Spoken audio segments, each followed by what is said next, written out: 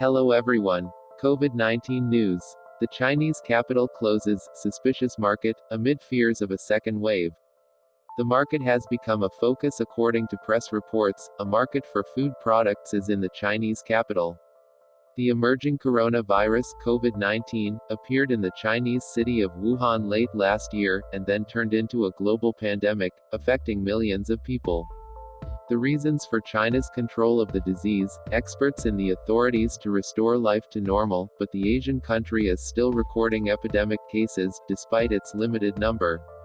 The Street Times website reported that the Beijing capital authorities closed the Xinfadi market, it is the largest in the city, during the early hours of Saturday morning. Health officials decided to conduct extensive exams, after monitoring many injuries among market sellers and those who go for them for their shopping.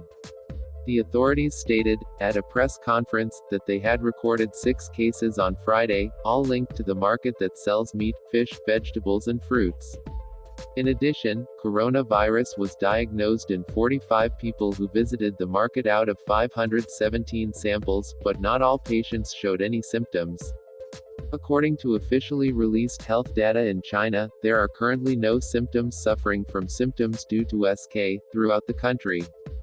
The deputy director of the Beijing Center for Disease Control and Prevention, Pang Xingo, stressed that it is not unlikely that there will be other new infections in corona in the future.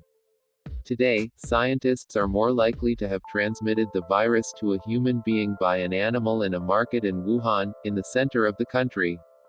The authorities asked those who live in 11 residential establishments to adhere to domestic isolation, while 3 schools and 6 child custody institutions were closed as part of the corona prevention efforts. The authorities are currently testing nearly 10,000 people working in the Xinfadi market, which covers an area of 112 hectares, and is supplying 90% of vegetables and fruits to the capital, Beijing. Thanks for watching. Don't forget to subscribe.